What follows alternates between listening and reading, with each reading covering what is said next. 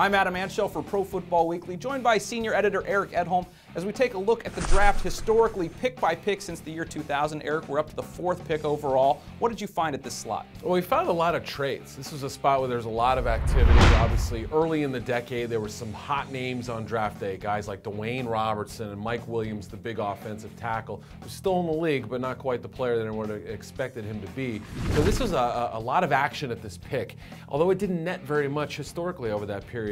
I will say that the last 3 years, Darren McFadden, Aaron Curry, Trent Williams, the arrow is pointing up a little bit after kind of a shaky start to the decade at that spot. So who did you find that was the best pick at this spot? Well, I think it's fairly safe to say that Phillip Rivers was our best choice here. One of the best quarterbacks in the NFL not to win a Super Bowl. I think you will see him win a lot of games continually. He's gotten better each year. You know, the draft trade with the Giants for Eli, it's going to be debated for a long time who got the better player. Eli has the ring right now. Yeah, but still a pretty good trade for the Chargers. They end up getting some other pieces along with Rivers at the number 4 spot. It's a pretty good job. Now, on the flip side of that, who did you find as the worst pick at this spot? Oh, another hot name on draft day was Peter Work to start the decade. I mean, he was such a dynamic receiver at Florida State. The big question with him was always speed.